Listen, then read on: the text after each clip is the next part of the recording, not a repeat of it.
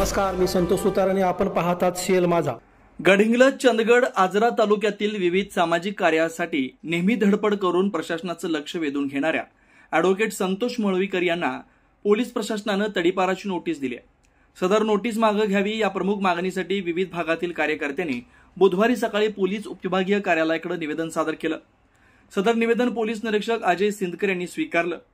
भाजपाचे संग्रामसिंह कुपेकर, उबाटा शिवसेनेचे जिल्हाप्रमुख प्राध्यापक सुनील शिंत्रे, मनसेचे जिल्हाप्रमुख नागेश चौगुले यांच्या नेतृत्वाखाली गडहिंग्लज, आजरा, चंदगड तालुक्यातील विविध गावातील कार्यकर्ते एकत्र सदर निवेदन सादर केलं.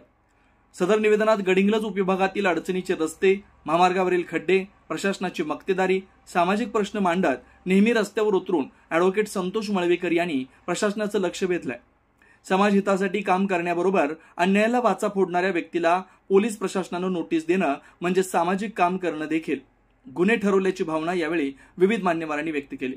यामुळे प्रशासनानं त्यांना दिलेली नोटीस मागे घ्यावी अशी मागणी दिलेल्या निवेदनातून केली.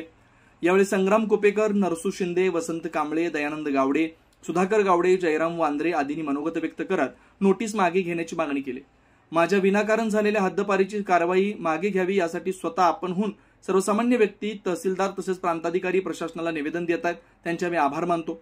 आता इथून पुढे तसं काही करू नका असं आवाहन करत इथून पुढे मी आता कायदेशीर लढाई लढणार असल्याचं ॲडव्होकेट संतोष मळवीकर यांनी उपस्थितांना सांगितलं.